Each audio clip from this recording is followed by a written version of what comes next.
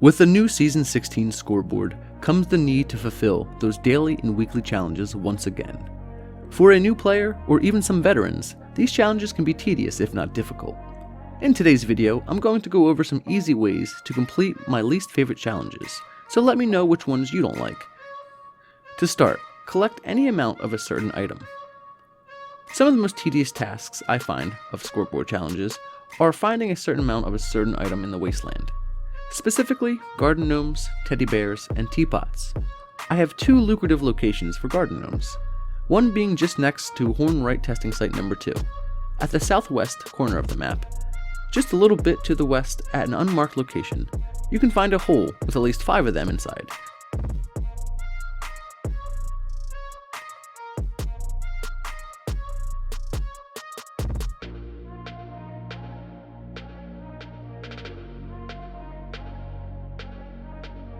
And 3 more off to the side next to a truck.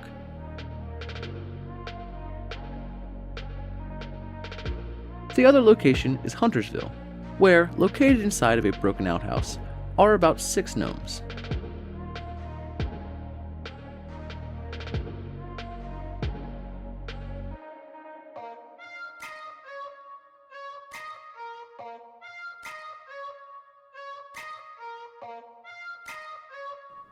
As for teddy bears, at the top of the map, east of the location, Knife Edge, is a broken shack, and inside of the roof is about 10 or more teddy bears.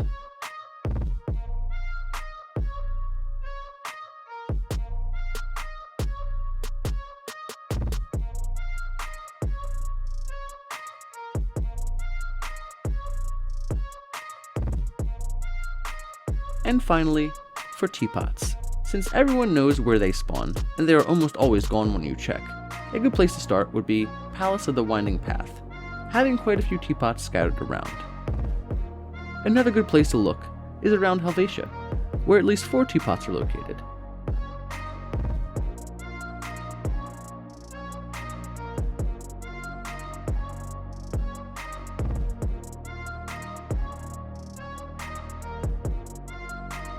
Some honorable mentions are Appalachian Antiques, where 2 are inside of a building,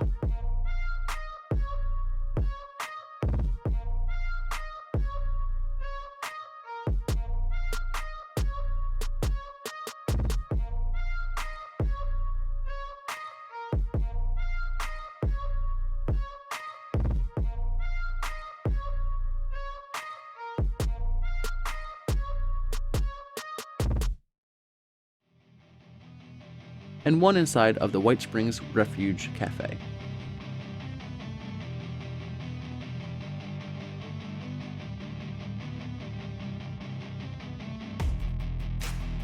Moving on to our next challenge. Building X of Y inside of Z.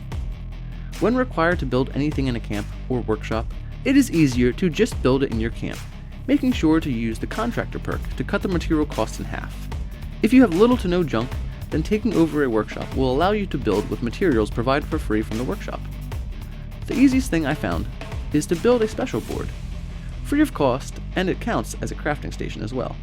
Another challenge that I find players getting stuck on is crippling limbs. Many players will empty clips into enemies, in some cases killing them before they even get a chance to cripple them. I find that using a weapon with plus 50% limb damage obviously helps.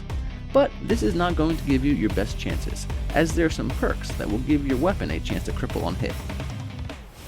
These perks being the Enforcer, the Tormentor, Modern Renegade, and One Gun Army. The most important perk you will want here is the Concentrated Fire perk, allowing for more damage in VATS, which I personally find to be the most efficient. The last challenges I'm going to mention are my least favorite ones. One example being the Daily Ops. I highly recommend re-rolling these if you really find no needing doing the Daily Op. If you have all the plans like I do, there isn't much incentive to run these, especially when your weekly challenge is to do 5 of them, while half the week has double mutations active. This was just a quick guide for anybody struggling with these simple but tedious tasks. I hope it helps you guys out in the wasteland, and as always, thank you so much for watching, guys.